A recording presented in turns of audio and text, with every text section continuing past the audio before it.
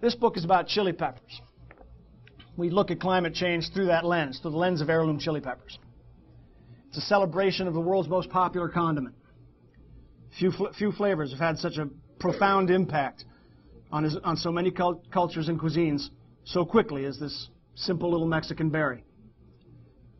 But scientists, such as my co-authors, Gary Nabhan and Craig Kraft, PhDs both, have found clear and compelling evidence of the present and future impact of global climate change by looking closely at this fiery and prolific fruit.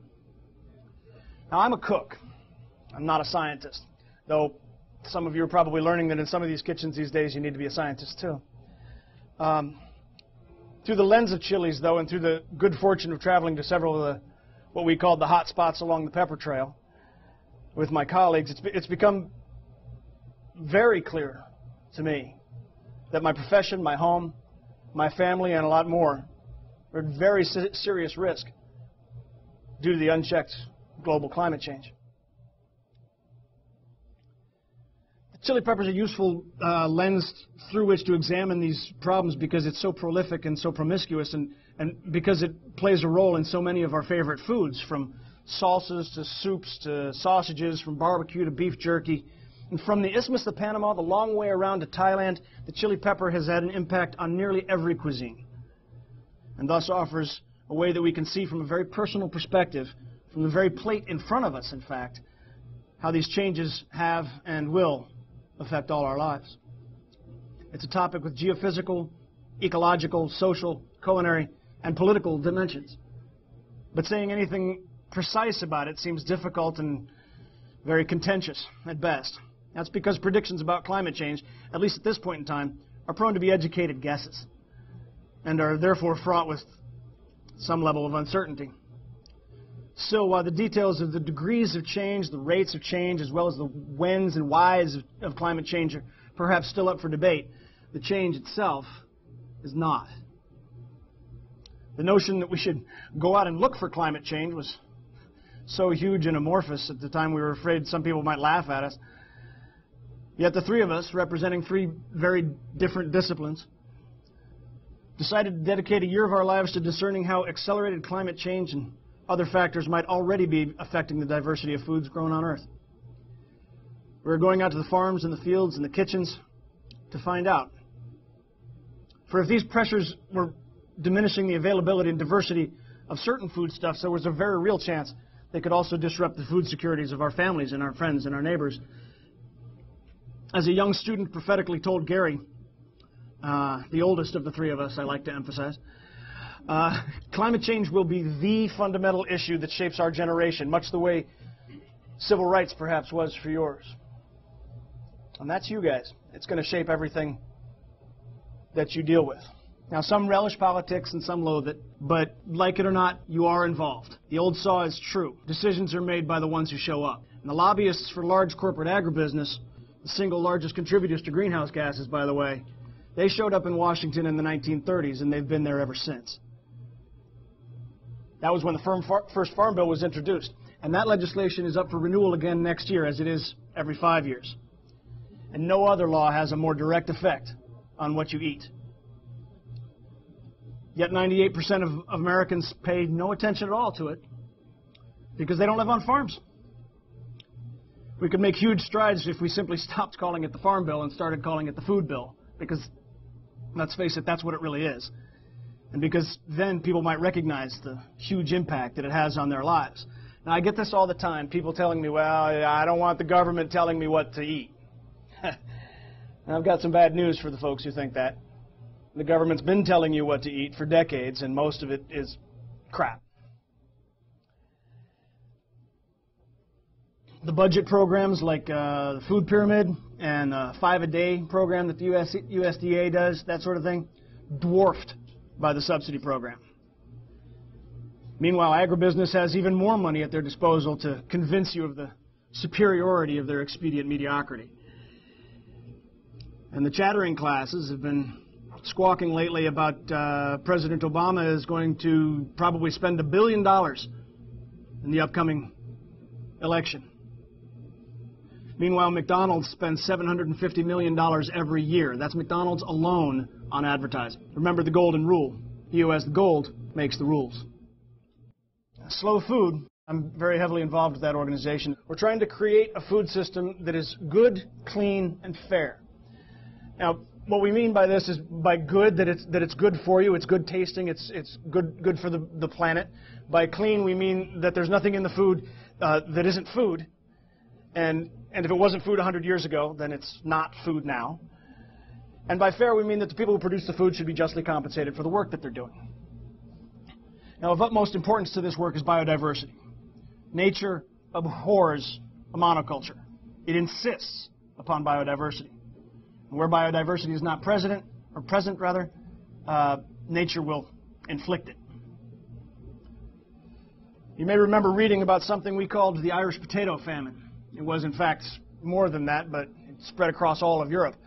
But we called it that because the Irish diaspora all came to America, thus it got the name. But that famine occurred because all of Europe was growing the same variety of potato.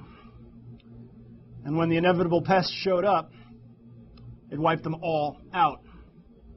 Biodiversity protects against calamities like this. This is why genetically modified crops are such a dangerous idea. This is why monocropping corn on corn on corn from fence row to fence row is a dangerous idea. And these concepts of a regionally based, sustainable food system that I and others from Slow Food, that Jeff has worked so hard for all these years, this sort of a system will come to pass. I can personally guarantee it to you. It will come to pass.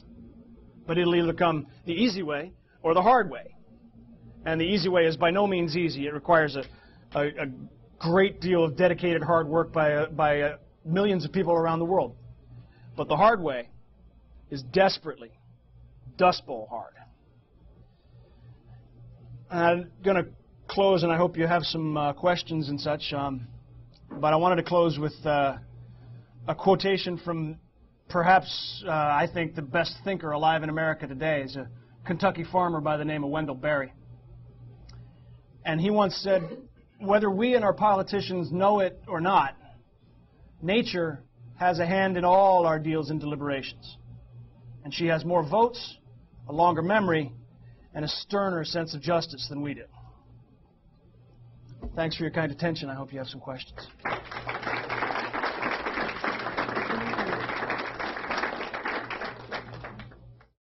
Wouldn't it be nice if we had Chef Michel and Lyndon and such in all these communities, because you've got it here almost entirely because of NECI. And some of it would have shown up had NECI never been born, but nowhere near like it is now. The school has had a massive impact on the food here, and I can tell because, you know, I was here 20 years ago, and there was nothing like the variety.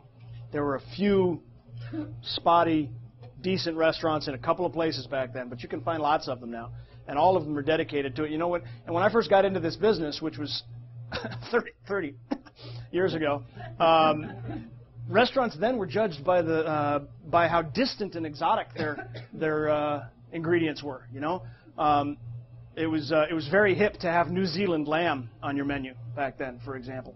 And but today, restaurants that you will eventually work in, or even own, I hope someday, will be judged by how close to the back door that source is.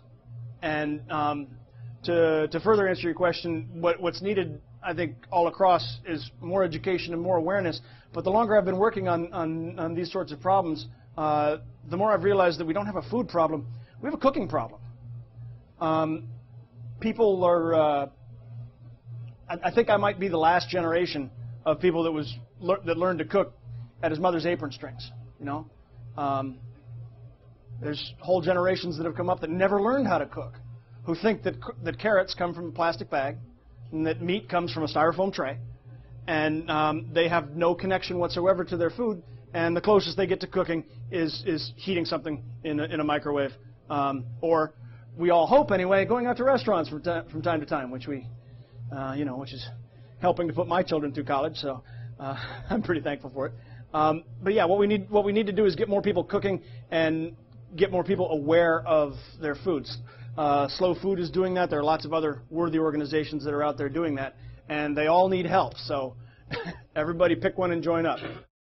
It's a tired old phrase, but there are very few that are any truer. You need to be the change you want to see in the world. You need to live it out.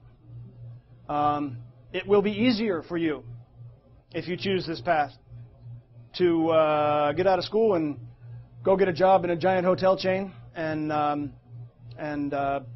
make frozen corn in high-pressure steamers and do lobsters in a giant Boston restaurant, 400 at a time and things like that. That'll be a lot easier for you. There's no doubt about that. That's why it's so prevalent now. That's why this. That's why we've, as the old Slow Food Manifesto always said, we've mistaken frenzy for efficiency. We do a wide variety of things, from the very large and global to the very small and local. We'll have just a few members get together to taste a few varieties of salts or a few different berries that happen to grow in their area. Or they'll put together a taste education workshop and take it into the elementary schools. Because it's always bothered me that the public schools will teach you how to use 4 of your 5 senses, but they won't teach you how to use your palate. That just drives me insane. And in the schools, a lot of them have built gardens in the schools all across the country. We've done lots and lots and lots of those. Then we do larger events like Slow Food Nation in San Francisco 3 years ago, the Time for Lunch campaign, and the work that we did these past couple of years on the childhood nutrition reauthorization.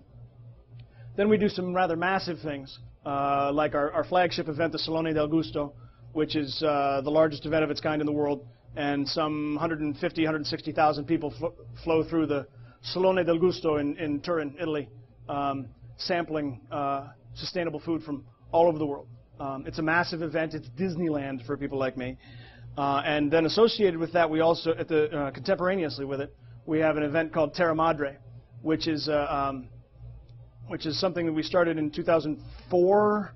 And it's an attempt to create, well, I shouldn't say attempt anymore because it's successful, to create a global network of these like-minded people, these sustainably minded farmers and fishers and ranchers and beekeepers and cheesemakers and all sorts of things. It worked so well in 2004 when we brought 5,000 of these people from over 100 countries into Turin, almost entirely on our dime, and fed them and did a 5-day conference with them and built these networks. It worked so well that the following year we did it again, and we raised the number of people by 1,000, and brought a whole bunch of chefs that time.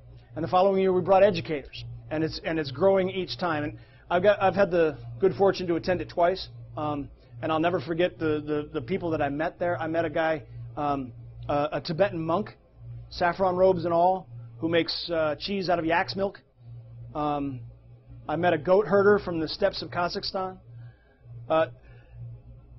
Even more impressive to me was that those two met each other, which I think is just completely unlikely without anything that like slow food.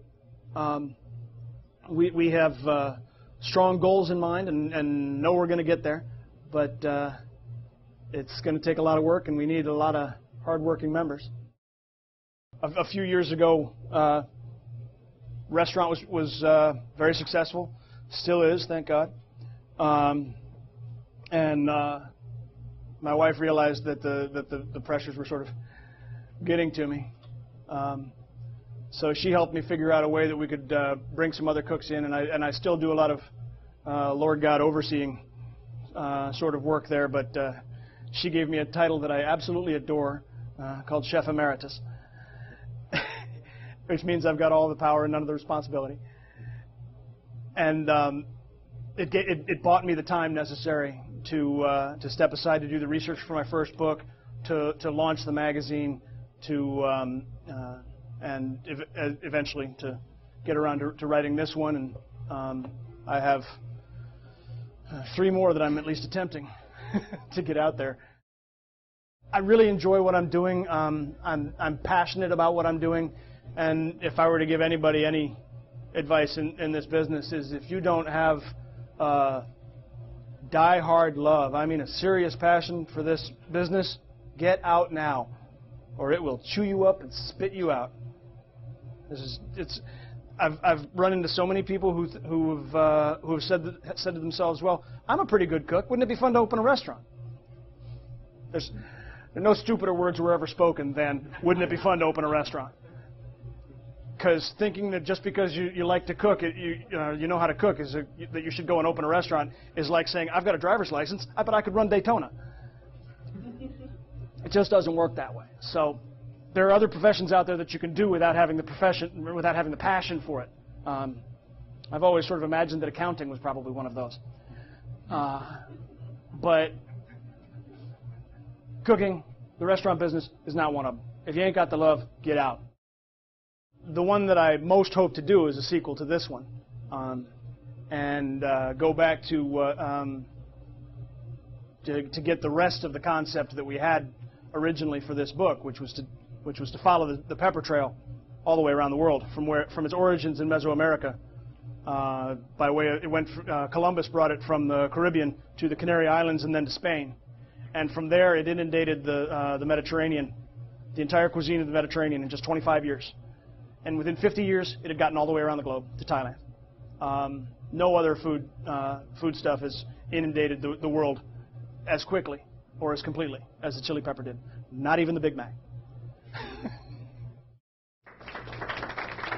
Thank you so much. Books are here if you want them. I think they have some treats for us over here.